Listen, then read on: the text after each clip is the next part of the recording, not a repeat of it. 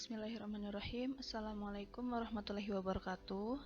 Saya di sini Fitria Sari, mahasiswa Pendidikan Matematika UIN Sunan Gunung Jati Bandung, akan menjelaskan sedikit tentang materi statistika.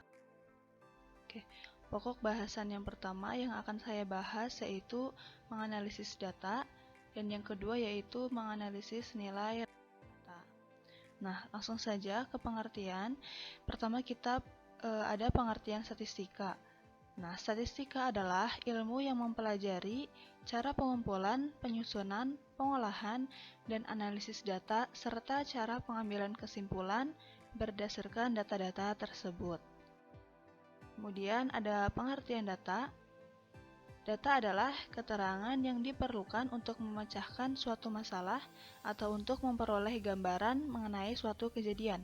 Nah, data yang tunggal disebut dengan datum. Nah, data di sini terdapat dua jenis data, yaitu yang pertama, data kualitatif.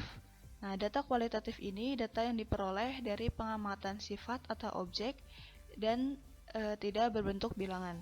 Kemudian jenis data yang kedua adalah data kuantitatif. Data kuantitatif adalah data yang diambil dari hasil pengukuran atau perhitungan dan bersifat numerik. Nah, jadi perbedaan yang paling besar dari kedua jenis data ini adalah apabila data kualitatif itu tidak berbentuk bilangan, dan data kuantitatif yaitu data yang bersifat numerik. Kemudian selanjutnya pengumpulan data. Nah, pengumpulan data dapat dilakukan dengan cara yang pertama pengamatan langsung atau observasi, kemudian yang kedua angket atau menyebarkan kuesioner, kemudian yang ketiga wawancara atau interview, dan yang keempat yaitu membaca buku pengetahuan. Kemudian berdasarkan caranya pengumpulan data dapat dilakukan dengan yang pertama mencacah, yang kedua mengukur, dan yang ketiga mencatat data dengan turus. Nah, mencacah sendiri berarti menghitung. Kemudian yang mengukur yaitu menghasilkan ukuran yang terdiri atas nilai dan satuan. Kemudian yang ketiga yaitu mencatat data dengan turus atau mengkonversikan hasil menghitung menjadi simbol tertentu untuk mempermudah pembacaan angka yang berjumlah cukup banyak. Nah, biasanya turus disajikan dalam tabel seperti ini. Nah, yang selanjutnya yaitu mengurutkan data. Untuk keperluan penyajian, sebuah data perlu diurutkan dari yang terkecil sampai yang terbesar sehingga dapat diketahui penyebarannya. Nah, dengan mengurutkan data juga dapat mempermudah kita untuk mengetahui nilai tertinggi dan terendah suatu data. Nah, di sini ada contoh, tentukan nilai tertinggi dan terendah dari data 5, 4, 7, 3, 6, 5, 8, 9, 6, dan 6. Nah, di sini kan datanya belum diurutkan dari yang terkecil sampai yang terbesar. Nah, hal yang pertama yang harus kita lakukan adalah mengurutkan data tersebut. Nah, setelah data tersebut sudah diurutkan, barulah kita dapat mengetahui nilai tertinggi dan terendahnya. Nah, penyelesaian data terurut kita mengurutkan dimulai dari 3, 4, 5, 5, 6, 6, 6, 7, 8, dan 9. Nah, sekarang dapat kita lihat ya dengan mudah untuk mengetahui nilai tertinggi dan terendah dari suatu data. Nilai tertingginya adalah 9 dan nilai terendahnya adalah 3. Kemudian ada populasi dan sampel. Populasi adalah himpunan seluruh objek yang lengkap yang akan dijadikan objek. Kemudian sampel adalah himpunan bagian dari populasi yang benar-benar diteliti. Nah, di sini ada contoh. Seseorang ingin mengetahui rata-rata umur siswa SMP kelas 9 di Jawa Timur. Tentukan A populasinya dan B sampelnya. Nah, dari pengertian ya, diketahui bahwa populasi adalah himpunan seluruh objek yang lengkap yang akan dijadikan objek penelitian. Himpunan seluruh objek berarti populasi di sini dapat dikatakan seluruh siswa SMP kelas 9 di Jawa Timur, dan sampel sampel yaitu himpunan bagian dari populasi, berarti beberapa siswa SMP kelas 9 di setiap kabupaten yang dicatat umurnya. Kemudian ukuran pemusatan data tunggal. Yang pertama, ada rata-rata atau min, yaitu jumlah seluruh nilai data dibagi banyaknya data. Kemudian median, nilai tengah dari suatu data yang telah diurutkan. Dan yang terakhir ada modus, yaitu nilai yang paling banyak muncul atau nilai yang frekuensinya paling tinggi. Yang pertama ada rata-rata atau min. Nah, nilai rata-rata dapat ditulis sebagai X bar. Nah, untuk rumus rata-rata yaitu min atau X bar sama dengan jumlah semua nilai data dibagi banyaknya data. Atau dapat ditulis dengan X bar sama dengan sigma X dibagi N, sama dengan X1 ditambah X2 ditambah X3 ditambah sampai dengan ditambah Xn dibagi N, dengan N tidak boleh sama dengan 0.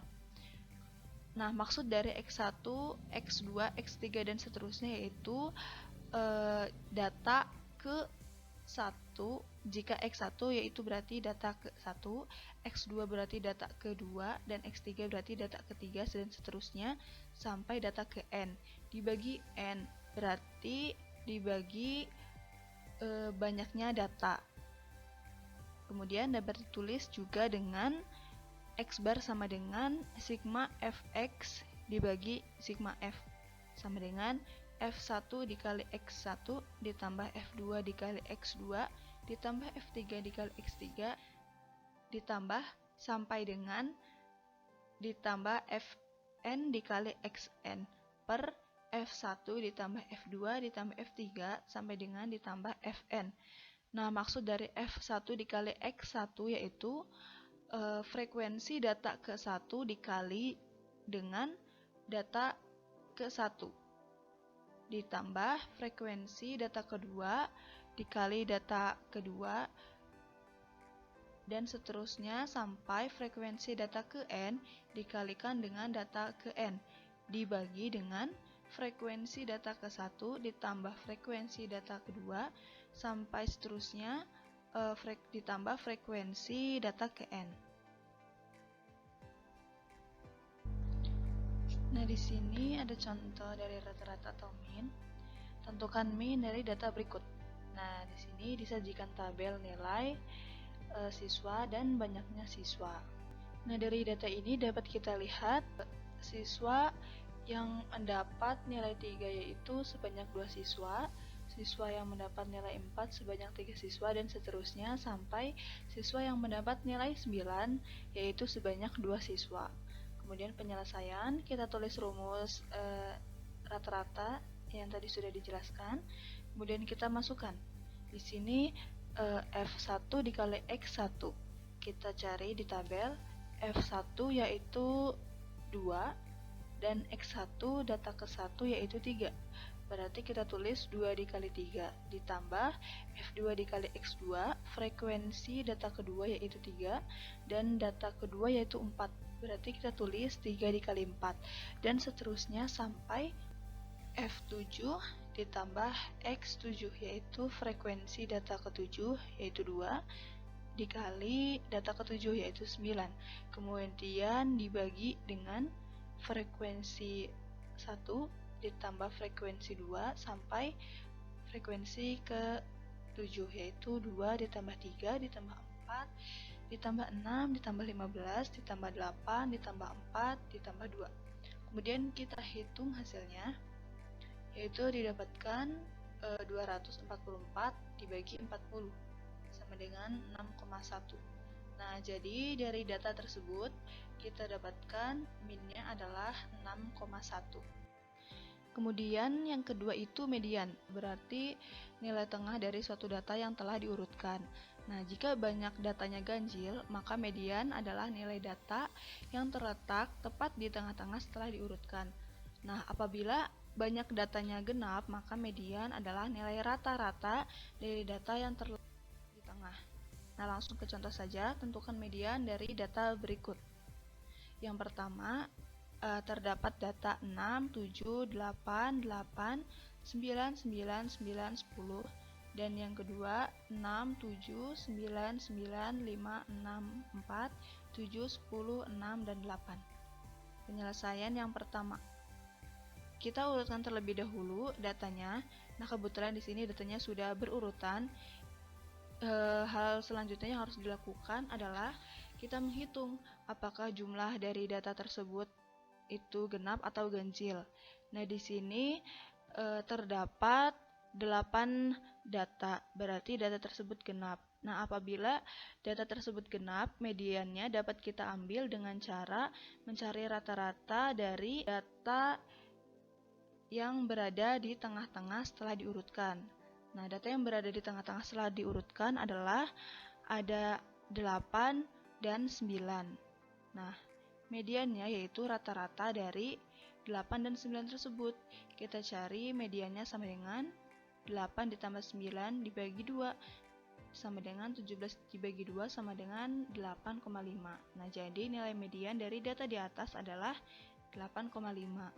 Kemudian untuk soal yang kedua, kita urutkan terlebih dahulu dari yang terkecil.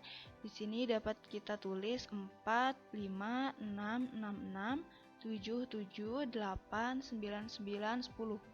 Nah, setelah itu kita hitung ada berapa banyak data dalam data tersebut, apakah ganjil atau genap. Ternyata data tersebut berjumlah ganjil. Nah, jika ganjil langsung saja kita dapatkan mediannya yaitu dari data tengah tersebut, yaitu di sini mediannya adalah 7. Kemudian untuk yang ketiga modus, langsung saja ke contohnya. Tentukan modus dari data berikut. Yang pertama ada data 6, 5, 7, 8, 10, 5, 9, 5. Yang kedua ada 3, 7, 5, 4, 6, 7, 5, 8. Penyelesaian untuk soal yang pertama, kita analisis terlebih dahulu untuk setiap data terdapat berapa banyak. Yang pertama untuk nilai 5 itu terdapat 3, ada 3, kemudian 6 ada 1, 7 ada 1, 8 ada 1, 9 ada 1, dan 10 ada 1. Nah, setelah kita cari semua banyaknya nilai, dapat kita lihat banyaknya data atau data yang paling banyak dari data tersebut adalah 5 dengan jumlah data ada 3. Berarti modus dari data di atas adalah 5. Kemudian untuk soal yang kedua, kita sama dengan cara yang pertama, kita mencari terlebih dahulu banyaknya data dari suatu nilai. Di sini kita dapatkan 3 itu ada 1, 4 ada 1, 5 ada 2, 6 ada 1, 7 ada 2, dan 8 ada 1. Nah, di sini kita dapatkan untuk nilai data yang tertinggi yaitu 2. Nah, 2 ini untuk nilai data dari 5 dan 7. Karena nilai yang paling banyak terdapat 2, maka ditulis modusnya yaitu adalah 5 dan 7. Kemudian tentukan modus dari data berikut. Disajikan tabel nilai dan frekuensi. Nah, kalau dapat dilihat langsung, kalau dari tabel seperti ini dapat kita langsung dapatkan modusnya, yaitu kita lihat dari frekuensi. Apabila dari frekuensi terdapat nilai yang paling besar, maka itulah modusnya. Nah, di sini kita dapat dilihat frekuensi tertinggi adalah 9. Nah, 9 adalah frekuensi dari nilai 6. Nah, dapat dikatakan modus dari data tersebut adalah 6. Nah, mungkin itu saja yang dapat saya sampaikan. Semoga bermanfaat untuk teman-teman semuanya.